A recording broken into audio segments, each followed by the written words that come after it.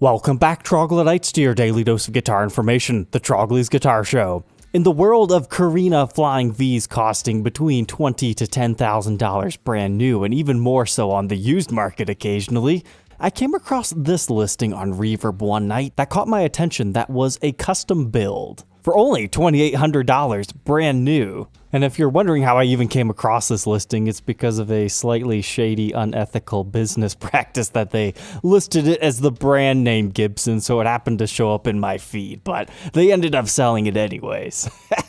So let's take a look at this beautiful masterpiece here. So first off, we can see we've got some sort of a wooden pickguard with wooden pickup rings, uncovered black bobbin pickups. Looks like, man, is that even like an ebony wood right there too? The whole string through V shape. We've got our regular black plastic knobs with a switch tip, golden ABR1 bridge with what appears to be a flame maple top on this 58 style Flying V. Okay, that is a lot to take in at first, and that's just the top of the body, right? So generally, this style of Flying V does not get a maple top. Now there are Gibson custom shop customs that have flame maple tops and various other ones like the Widowed series. So that was an interesting direction to take this one, especially with all the wooden parts. I can appreciate wooden parts because of the Les Paul. Check out this video if you need to learn more about those.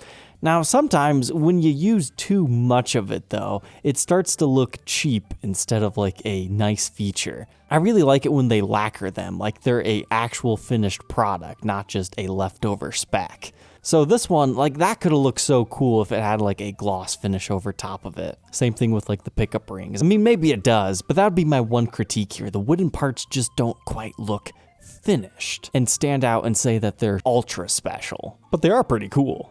But then we swap over to the backside and oh, okay, so this is actually a Korina guitar. I'd recognize that wood grain anywhere, right? It's got some very nice movement within the wood grain as well. On top of just having tons of wood grain, you can see your 6-string through ferrules right there. And then as we follow the neck up here, awesome wood grain, but then whoa.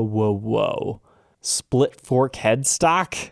Yep, that's right. So they decided to take this Korina a whole different approach. Not only does it have the flame top, they also gave it the split fork headstock style. Now, just in case you don't know, there were a handful of original 50s Explorers that had that headstock style. So yes, it does have its roots within real Gibson history. You can also find this style of headstock on the Gibson Modern reissues. Now, as far as a Flying V having that, I'm not familiar with that story. That doesn't mean it doesn't exist. But that's that one spec that made me just go, oh man, I wish this just had the regular headstock because I was kind of digging this thing. I mean, check out our fretboard though. It appears it's an ebony wood, but they decided to not put any inlays on it. And in this photo, if you really zoom in here, it's not bound in a traditional way. It's bound with wood.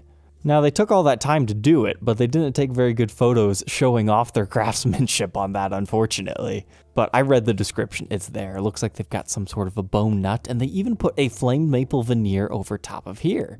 Now, it's a good thing they didn't put a Gibson logo on this, but let's say you are a guy who purchased this, and you want to pretend it's a Gibson. You just buy one of those gaudy Gibson plastic logos, and you slap it on there, and there you go. You can have it if you want to. But this blue background really brings out that wood grain figuring in the flame, especially on this one. Like those wooden parts start to come to life again. And if these were all glossed over, I don't think it would match the finish on this one. Like if that would have been like an aged natural, then I think it would have looked pretty cool, but that's a very white maple color. So maybe I just would have preferred like darker rosewood colored ones because that's what I'm used to on the TLPs. But yeah, this was a cool guitar. It weighed 7 pounds, 11.4 ounces. They decided not to bind the body, but just leave the wood exposed so it kind of gets a natural wood binding. It's just the maple cap showing on top. You find that on like Les Paul Studios. But at 8.5 pounds, that was kind of cool. And it sold very fast. So I hope that's a great player for someone. But you can check out all of the detailed specs right here. It looks like they even did custom wound PAF style pickups, really nice CTS pots that they matched with intolerances. Oh, that's cool. The pickguard and pickup rings. I don't know what kind of wood I thought they were, but apparently it is Korina. That's cool. And kind of funny how I didn't recognize it when I just said, oh yeah, I would see that wood grain anywhere. Anyways, let's move on to our next guitar to talk about tonight. I've got this thing, the Gibson Les Paul Special SL. I've wanted to review this model, but I was waiting for the right one, and this was that one. Sadly, I didn't buy it because when this thing came up for sale, I was very low on cash. I had so many high-end guitars. I had to be careful with what I did buy so I didn't bankrupt myself. So I did haggle around and I tried to get it at a price that I could still be comfortable in it, but unfortunately it sold before I could come up with the additional funds that I needed. But the SL series, I'm not going to go too far in depth because I do want to review this model, but as a sneak peek, the SL stands for Sans Lacquer, sans meaning none. These are, as far as I understand it, poly-finished Gibsons. So it's like, oh, okay. Whenever somebody tells you every single Gibson is a nitro finish, this is the one that you can trump them with and say, nope, not every single one. There's always an asterisk to everything. But what I really liked about this one is the such unique wood grain. You don't see this in any of the other ones. Like, look at this one. Look at that one. This, that. They're just not as cool as this one. I mean, sure, it's like a 3-piece top, but it's got big wood grain lines, the rings. It's got some more straight edge stuff here. It's got the pick guard, kind of like a weird Pikachu-esque character on there. Don't know what that's about. But even the back, I mean, even though the back is also the front, you should expect it to have some cool stuff. It has all that going on. I mean, yeah, again, 3-piece top looks a bit goofy here, but it's cool. It's cool.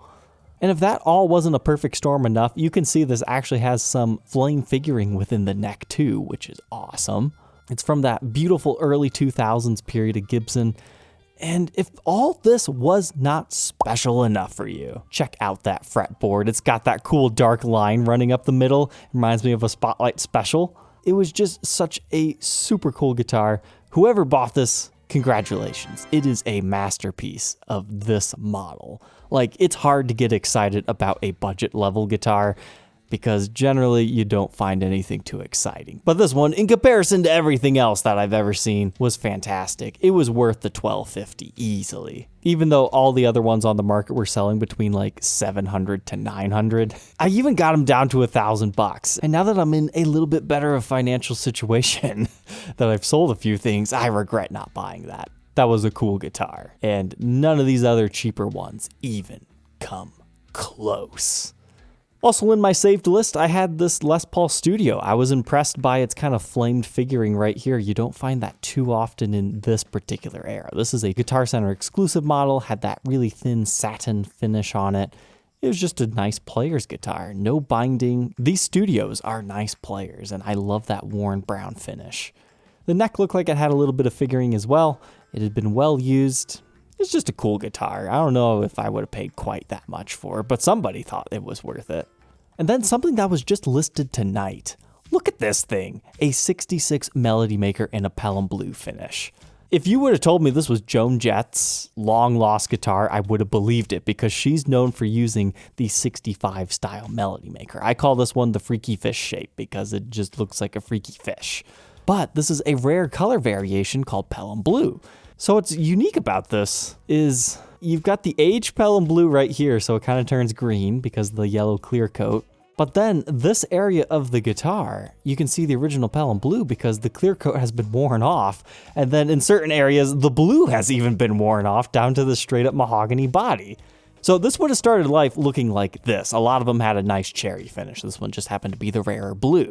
But it would have a single coil in the bridge, and this would have not had any humbucker or anything up here. I mean, there are 2 pickup variations, but this is the pick guard that's just 1 ply. So somebody has added this mini humbucker that is installed upside down to get the pole pieces right here, and they've blacked it out. That's really cool. I've had one of these with a mini humbucker before. You can check out this video. That was a cool guitar. But this one, it looks like they've got like some sort of a vintage Stratocaster pickup in it. So you've got some cool stuff here. And I love the way that this thing has just been aged, like naturally through play wear. They've picked through the black. You can get the exposed white. That's always really cool. That's not spray paint or any other fake stuff. Like you can see his picking has really worn it down here as well. If you want proof that this is a fantastic guitar to play, I mean, what more do you need? Unless it's a fake relic job and I'm being faked out here, but I doubt it. You might need to refret it. I mean, the frets don't look that bad, but they've definitely been filed down, leveled, recrowned many of times. And hey, they even put Grover tuners on this thing, which just makes it look like even more of an abomination, but hey, at least you can tune it. And a brass nut. So that tells me this thing was played a lot in the late 70s, early 80s, because that's when that was super popular. So the edges of the guitar on the back, really, really worn on this. And then the neck, surprisingly, not that worn. That doesn't even make any sense.